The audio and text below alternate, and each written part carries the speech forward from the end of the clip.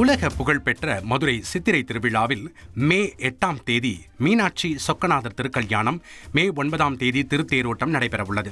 இதில் முக்கிய நிகழ்வான கள்ளழகர் எதிர்சேவையும் வைகை ஆற்றில் கள்ளழகர் எழுந்தருளல் நிகழ்ச்சியும் மே 12ஆம் தேதி நடைபெறவுள்ளது.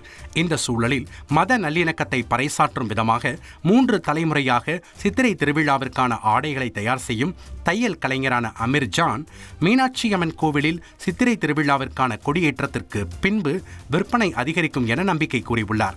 அமீர் ஜான் இப்போ 40 வருஷம் இந்த தொழில் பார்த்துட்டு சாமி வியாபாரம், சீசன் வியாபாரம். அது சீசனுக்கு அந்த சித்திரத்திலாக வந்து வாங்கிட்டு போவோம். எல்லா ஊருக்காரங்க வந்து இங்கே வந்து வாங்கிட்டு போவாங்க. நம்மகிட்ட சின்ன தெருலேருந்து பெரிய தெரு வரைக்கும் நான் சொந்தமாக தயார் பண்ணுறேன்.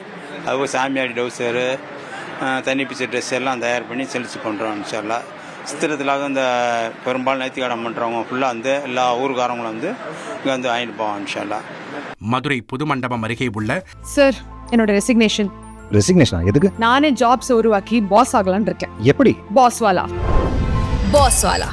B the boss. குன்னத்தூர் சத்திரத்தில் கள்ளழகர் பக்தர்களுக்கான சல்லடம், கிரீடம், சாட்டை, தீப்பந்தம், குடை, தண்ணீர் பீச்சி அடிக்கும் கொப்பரை உள்ளிட்டவை தயாரிக்கும் பணிகள் சூடு பிடித்துள்ளன.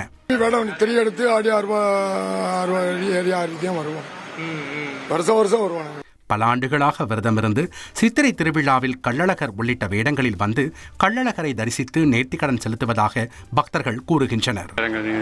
தண்ணி பிச்சு ட்ரெஸ்ஸு, இந்த சாமி அடி டவுசரு, திரி எல்லாம் நாங்கள் காலம் 3 தலைமுறை நாங்கள் செஞ்சு கொடுத்துருவோம். எதிர்ச்சிரு அன்னைக்கு சல்லடம் மாலை அணிந்து சாமி கல்லர் இடத்துல வந்து தோப்பரை வாங்கி தண்ணி பிச்சு சாமிக்கு வழிபாடு பண்ணுவோம்.